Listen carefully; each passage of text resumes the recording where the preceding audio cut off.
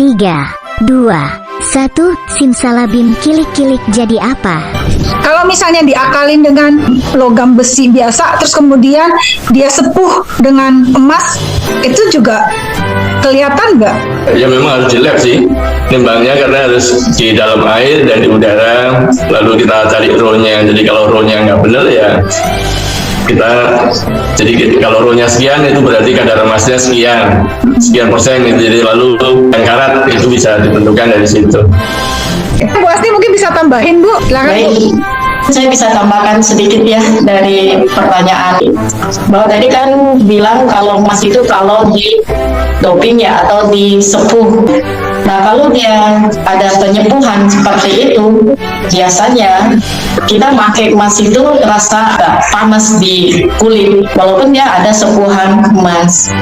Nah, kalau misalkan kita ingin melihat emas itu asli atau tidak, sebenarnya tadi seperti kata Pak Jun dan Pak Enta, itu harus dibawa ke lab atau menggunakan alat spektrofotometer. Itu bisa kelihatan emas itu unsur emas atau bukan. Yang tes di kulit itu benar, itu emas. Orang tidak alergi dengan emas biasanya. Yang buat orang alergi itu adalah ya campuran yang nambah di emas tadi. Karena itu kan banyak orang yang emas yang bisa alergi di emas 14 karat, 10 karat, itu bisa menimbulkan alergi ke kulit. Yang mengalergikan itu bukan emasnya tapi tambahannya. Itu juga yang sepuhan tadi. Dan juga biasanya kalau sepuhan itu kemungkinan lebih berat. Itu yang tadi Pak Efta bilang. Jadi saya aja langsung kena langsung nih, kalau misalnya bukan emas langsung ketahuan. Cepet, dalam semalam udah ketahuan. Di samping warnanya mengkilap, itu juga tidak berubah warna. Jadi kalau kita pakai lama sekali gitu, warnanya tetap itu masih emas. Atau kalau kita kena asam gitu ya, warnanya tetap saja, berarti itu emas. Kalau kena asam, loh warnanya kok berubah, itu pasti bukan emas. Kalau kita lihat emas asli atau bukan. Lalu juga bisa kita dekatkan dengan magnet ya.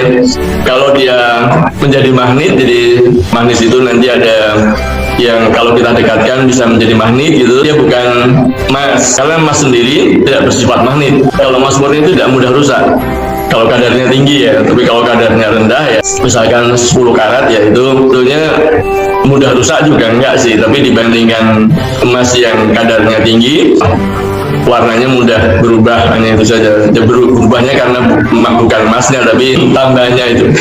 Berarti cara paling mudah, Pak Jun, cara paling mudah untuk tahu emas atau bukan itu, atau sepuhan itu, caranya yaitu tadi pakai magnet itu ya, salah satunya ya.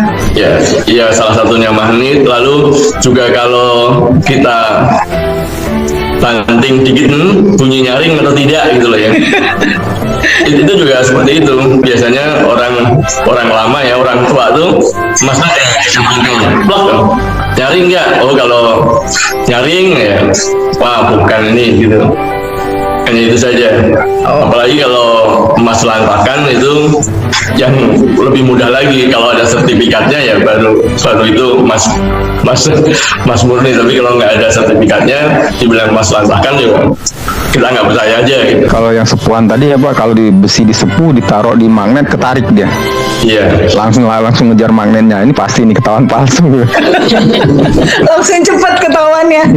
Atau kalau enggak tadi katanya pakai asam. Ya, saya juga pakai asam nitrat. Jadi kalau yang cuka itu cukup dikasihkan di emas, ditetesin dengan cuka. Nah, kalau dia emas itu dia tidak berubah warna. Tidak terjadi oksidasi.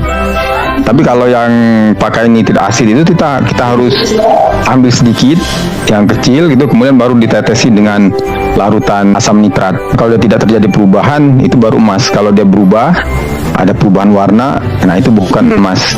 Kemungkinan besar sepuhan saja ya gitu ya. Memang bukan emas jadinya. Bukan disepuh juga, berarti cuman tampak seperti emas gitu ya. Sepuh itu kan dilapisi, jadi mungkin lapisannya nggak apa-apa, tapi di dalamnya, jadi misalkan batangan gitu ya, yang dalamnya itu besi, yang di luarnya dilapisi misalkan lapisannya 0,01 mili gitu, itu kelihatannya sih emas. Karena itu kalau kita memeriksa semuanya bahan itu emas atau tidak, banyak sekali pemeriksaannya. Jadi kering, berat kering dan berat basah itu bisa kita lakukan untuk menentukan RU-nya berapa, kadarnya berapa. Tentu saja di dalam permukaan untuk emas lapisan itu tetap emas, dia bukan emas murni.